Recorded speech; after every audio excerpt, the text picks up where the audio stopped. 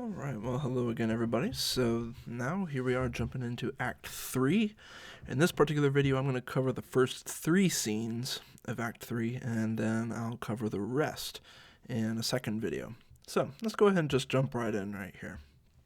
So, C1, we get Banquo coming out on stage first. And the way that this would have been staged originally is Banquo would have been essentially delivering a soliloquy. So this is access to Banquo's thoughts, similar to how we have had access to Macbeth's thoughts previously. As you can see, we just have Banquo entering, and it's not until he's done speaking that we have the rest of these characters entering here. So let's take a look at what Banquo is thinking. Thou hast it now, King Cawdor Glamis all, as the weird women promised. Because true, yeah, Macbeth has gotten everything that has been promised to him. King Cawdor Glamis all, as the witches had predicted. But here's the key. And I fear thou playedst most foully for it. The expression that we use today when detectives come across a crime scene is, was foul play suspected? That's where we're kind of getting this expression here.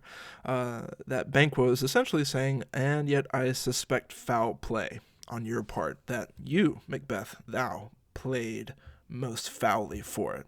Foul play involved. Yet, you see how he's jumping from thing to thing right here, yet it was said it should not stand in thy posterity. In other words, now he's thinking to what the witches predicted for him. That yes, Macbeth would become king, but they said nothing about Macbeth's children becoming kings. In fact, that is precisely what they prophesied for Banquo. And so it should not stand in thy posterity. It, being the kingship, the throne, the crown, won't remain in his posterity. In other words, like, it won't be continued on from generation to generation, but that myself should be the root and father of many kings. If there come truth from them, as upon thee, Macbeth, their speeches shine. So, like, hey, if they were right about you, maybe they'll be right about me. Why?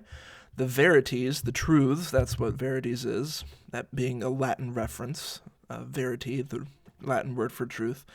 By the truths on you made good, may they not be my oracles as well, and set me up in hope. So, Banquo's saying, I know you became king, like the witches promised, but I think I know what you did in order to get it. And you know what? If they were right about you, what's to say that they won't be right about me? So Macbeth and everyone else comes in. Macbeth addressing Banquo. Here's our chief guest. So he is the one that they're most excited about being here. If he had been forgotten, it had been a gap in our great feast and all unbecoming. So they've already planned this feast for that evening that we see in later scenes. And Macbeth is kind of extending this, as we know, kind of false gratitude towards Banquo and expectation that he should be there.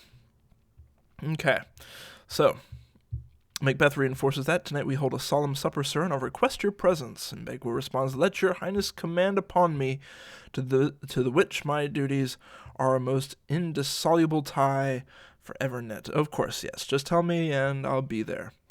And of course you see Macbeth inquiring about what his plans are. Okay, so are you going out for a ride? This is kind of like a patrol that Banquo is holding around Macbeth's castle here.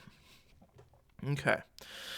And so we find that, yeah, Banquo's going out for the evening, but he'll be back. And not only that, but he is taking Fleance with him, as we'll see. Now, as they're discussing right here, we see what Macbeth does. Now, of course, he's in the presence of all the people who were around and, are still presumably loyal to him. And he is reinforcing the predominant tale, the rumor that we got in Act 2 about Malcolm and Donalbain having killed their father. In fact, that's what he's doubling down on. He's since abandoned the whole notion of of the guards killing Macbeth, or killing Duncan, I should say, and is zeroing in on Malcolm and Donalbain. We hear our bloody cousins, that's referring to Malcolm and Donalbain, are bestowed in England and Ireland, not confessing their cruel parricide, filling their hearers with strange invention. They're not confessing what they're doing, instead they're just making up tall tales and telling other people what really happened. But of that tomorrow. Okay. Goes Fleance with you. All right. And so they commend each other. Let everybody come back for the party. We'll see you later. Okay. And now Macbeth speaks to his servant here. Sirrah, a word with you. Attend those men our pleasure. So these are, as we'll find out, the murderers who Macbeth has been conspiring with and is now settling down on final plans for taking out Banquo and Fleance. Okay. Now we come to Macbeth's really important soliloquy from this scene, where he's alone on the stage with access to his thoughts once again. So let's take a look. To be thus is nothing, but to be safely thus. One thing that we really see amping up in this particular act is Macbeth's intense paranoia. We see little seeds of it planted in Act 2, how he doesn't trust the plan to work as planned, and instead freelances by killing the guards. But now we see it really amplified here. So to be thus, which is to say, to be king is nothing, but to be safely thus. It's not enough just to be king. It has to be, I have to feel safe and secure and unthreatened in my kingship. And so who is the greatest threat right now? Banquo. Our fears in Banquo stick deep, and in his royalty of nature reigns that which would be feared. So he's recognizing, royalty is in Banquo's nature and is in his future as well, because of the prophecy for his sons being kings. All right, 'tis much he dares, and to that doubtless temper of his mind he hath a wisdom that doth guide his valor to act in safety. So here he's essentially saying that Banquo is being sneaky but still has a wisdom to conceal his, you might say, suspicions of Macbeth here. Okay. There is none but he whose being I do fear. This is an ironic statement, as we'll see later on. He's saying Banquo is the only one I'm afraid of. And under him my genius is rebuked, as it is said Mark Antony's was by Caesar. He chid the sisters when first they put the name of king upon me and bade them speak to him. Now, this is kind of interesting in that Macbeth is he's re-envisioning his own personal history.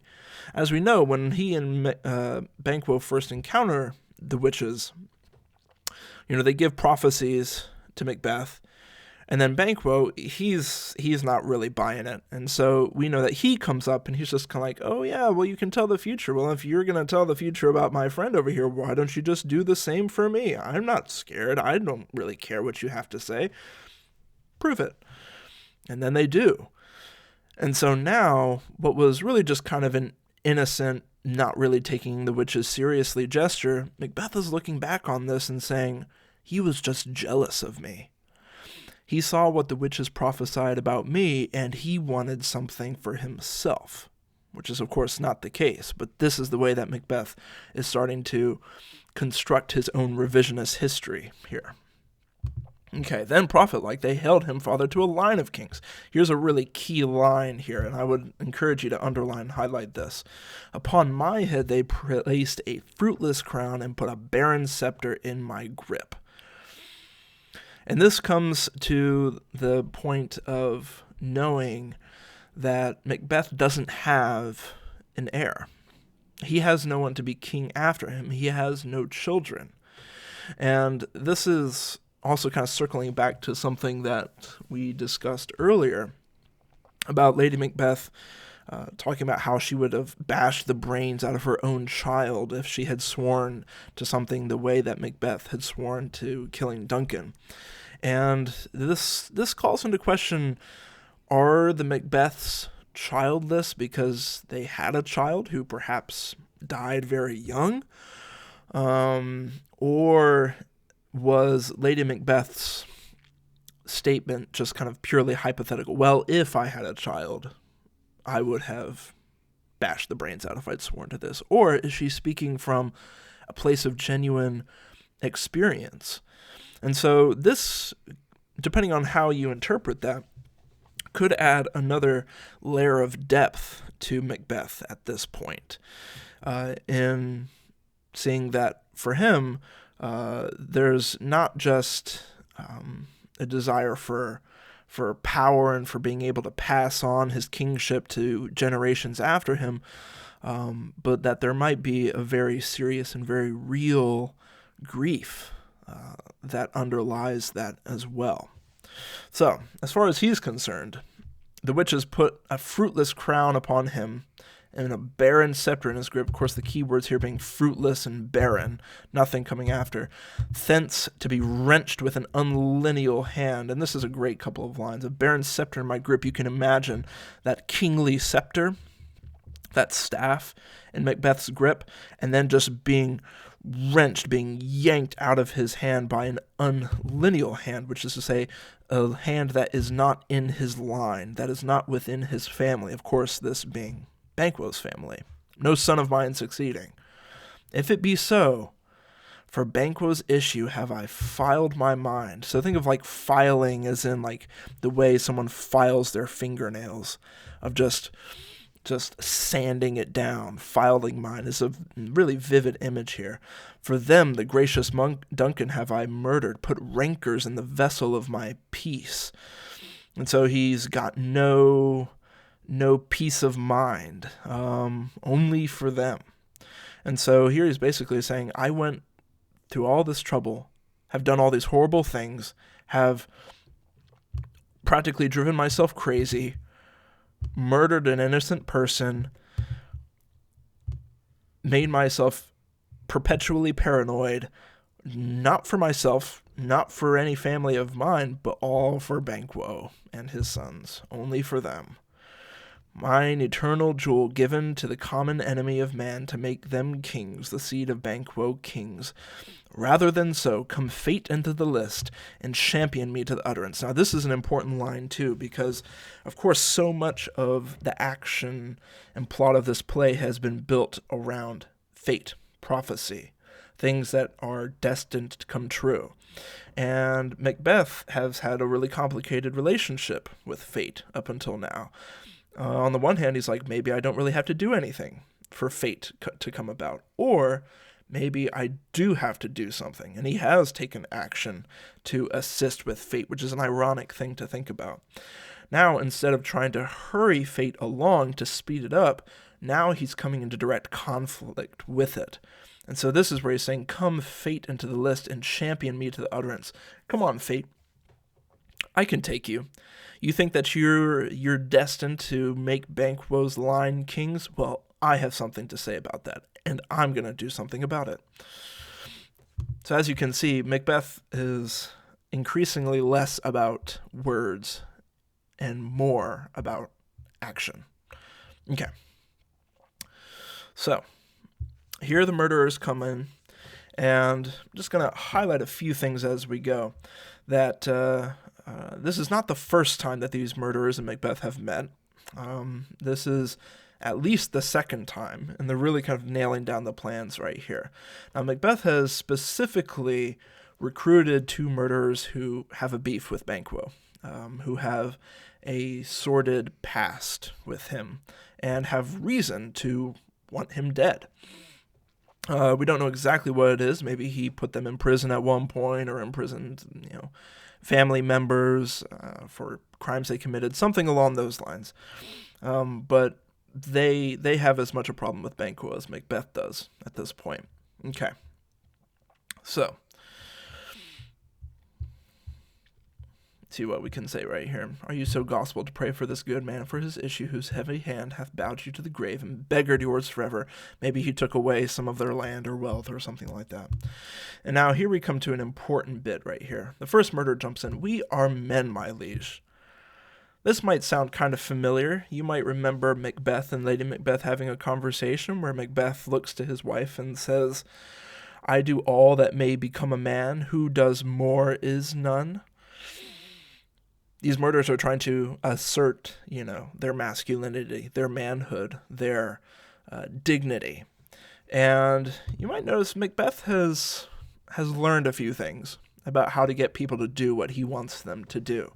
So he says, in the catalog you go for men, sure, like you look like men. As hounds, greyhounds, mongrels, spaniels, curs, choughs, water bugs, demi-wolves are all clept by the name of dogs. So he runs through a bunch of dog breeds. And so, there are some, fine dogs, hounds and greyhounds that would be considered to be more prestigious breeds of dogs. But then you have like mongrels and curs and choughs and waterbugs and demi-wolves, which are practically just like wild, bloodthirsty animals. And so he's like, oh, well, sure, like you look like men. Like there's a certain catalog of men and of different ranks and files and levels of prestige, just like they're dogs. And so essentially he's saying kind of two things about them. One, that you're not on my level, first of all. And two, you're kind of like just dogs to me. You're not really men. Sure, you might look it, but you have more in common with a dog. But look what he does. He's swiftly torn them down, just like Lady Macbeth did to Macbeth back in Act 1. But then he does the same thing that Lady Macbeth did and turns it and starts to pick them back up. He tears them down. Oh, sure, you look like men, but you're more like dogs, and you're definitely not on my level, even if you are men.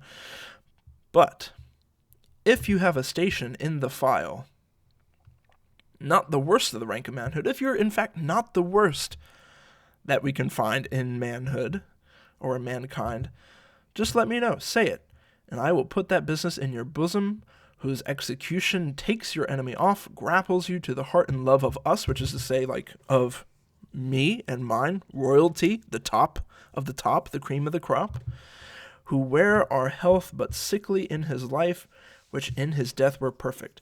So, if you're not the lowest of the low, then just say it, and I will give you a task to perform which will get you in the same company as being like with a king. So, notice how he turns that, he tears them down, and he builds them right back up.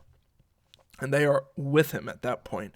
I am one, my liege, whom the vile blows and buffets of the world hath so incensed that I am reckless what I do to spite the world. I'll do whatever you need. And so they both agree. Macbeth centers the conversation back on Banquo. No, Banquo was your enemy, true, my lord. And look what he's saying. So is he mine. See, look, you and me, the king, have something in common. And so, just like you want Banquo gone, I want Banquo gone. And so that's what we're going to be doing here. And notice what Macbeth says. And though I could with barefaced power sweep him from my sight, Macbeth is acknowledging, I'm the king now. I could just have him openly executed if I wanted to. I could just say, go kill Banquo, and the executioner would do it. Yet I must not. For certain friends that are both his and mine, so we have some friends in common, whose loves I may not drop, so there are some people that both Banquo and Macbeth know, and Macbeth knows that if he just executed Banquo openly, that loyalty that he's trying to engender from all of his other thanes would be threatened by that. So he's saying, I still need people to be loyal to me. And if I was to just execute Banquo, then I would lose all that. So it has to look like an accident or a random murder that just took place, unfortunate circumstances. So, thence it is that to your assistance I do make love, masking the business from the common eye for sundry and weighty reasons. Okay. And so, Macbeth goes on to say, hey, I'm going to tell you where to go, where to be, and that way you can do what you need to do. All right. It is concluded. Banquo, thy soul's flight, if it find heaven, must find it out tonight, because that's when it has to happen. All right, on to scene 2 here. Okay, so we get this little conversation between Lady Macbeth and the servant. Okay, is Banquo gone? Sure. Hey, Go tell the king I would attend his leisure for a few words. I have some things that I need to speak to my husband, the king, about. So if you could fetch him back, and I need to talk to him. Okay. Here's a really important bit of dialogue. The first thing that we hear from Lady Macbeth in scene or in Act 3. And I would say circle this, underline it, highlight it. Naught's had, all's spent, where our desire is got without content. What we need to observe about Lady Macbeth is that she comes out when we first see her, and to us she is probably the most evil, wicked character conceivable for so many reasons. But we start to see cracks in that.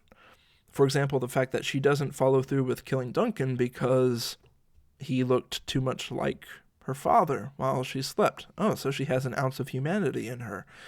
Well, now that she is queen, how is she taking it? This is what she wanted. This was all her idea because she wanted to become queen. So now, how is she dealing with this? Naught's had. In other words, I haven't gained anything. Nothing. I have nothing. But all is spent. I've given everything and gotten nothing, is essentially what she's saying here. Where our desire, what was their desire? To take the throne, to become king and queen. Where our desire is got without content. Are they content? No, absolutely not.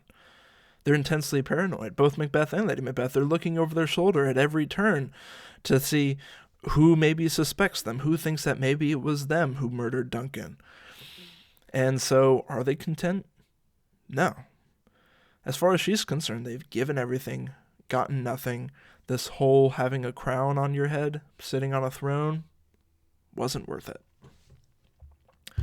In fact, she goes even further. 'Tis safer to be that which we destroy than by destruction dwell in doubtful joy. She's actually envious of Duncan here, dead in his grave. She's like, it would be better to be dead than by destruction, by committing that murder, to dwell in doubtful joy. Joy is, you might say, doubtful joy is no joy at all. Okay. Macbeth comes on. All right, how now, my lord? Why do you keep alone of sorriest fancies your companions making, using those thoughts which should indeed have died with them think on? Things without all remedy should be without regard. What's done is done. Look, we gotta move on. We gotta try to just make the best of this.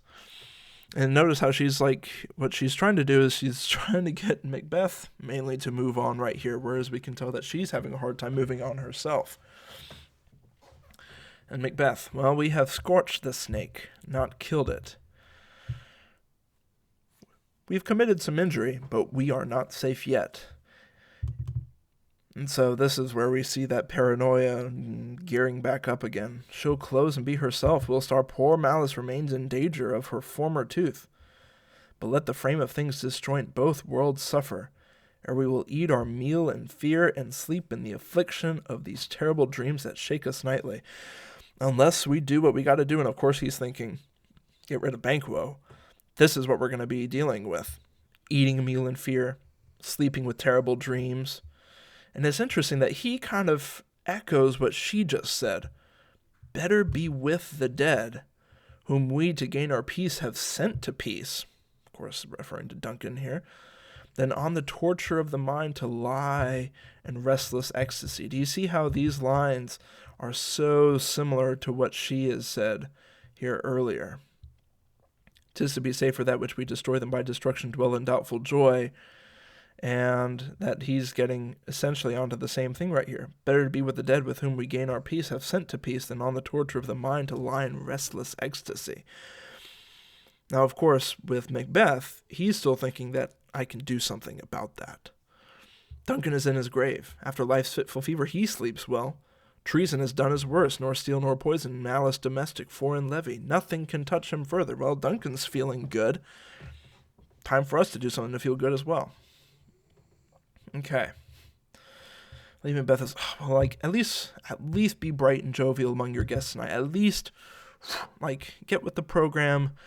Be a nice guy tonight at your party. Oh, Salai.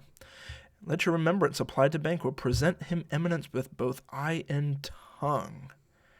Unsafe the while that we must lave our honors in these flattering streams and make our faces visitors to our hearts, disguising what they are. One thing that you can observe right here is how Macbeth and Lady Macbeth are essentially switching places and switching roles from earlier in the play.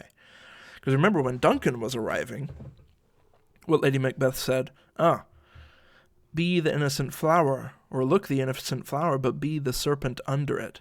Put on a good face, put on a good show, but be wicked underneath. And now Macbeth is telling her to do the exact same thing as it applies to Banquo. Hey, present him eminence with both eye and tongue. Hey, look good, speak really well of him, but you know what? We have to make faces visitors to our hearts, like masks, conceal them. Our faces have to conceal our hearts, disguising what they are. And Lady Macbeth, she's over it. You must leave this. Oh, full of scorpions is my mind, dear wife. That's such it's a famous image from this play, and a really vivid one at that. And he's straight to the point. Thou knowest Banquo in his faience lives. But in them nature's copies not in turn. Like, hey, prophecies were made about them, but you know what? Those prophecies haven't come true yet, so let's not worry about it. Oh, but Macbeth, there's comfort yet. They are assailable. The fact that the prophecies regarding them have not come true yet mean that we can stop those prophecies from ever taking place. Once again, this is Macbeth challenging fate itself. He feels that he can defeat it. So be thou jocund. Hey, be happy about this. Ere the bat hath flown his cloistered flight, ere to black Hecate summons. Once again, there's Hecate, goddess of witchcraft. We'll see her a little bit later. The shard-born beetle with his drowsy hums hath rung the night's yawning peal. There shall be done a deed of dreadful note, because of course it's always at night, you know, with the beetle, like the cicadas in the middle of the night. That's what we're seeing here. There will be a deed of dreadful note. And Lady Macbeth's like, well, what's to be done? Tell me, what's your plan? Notice how Lady Macbeth's not making the plans anymore. Macbeth is making the plans. But instead of Macbeth cluing her in on what the plan is, the way that Lady Macbeth invited him in on her plan, Macbeth is playing things close to the chest.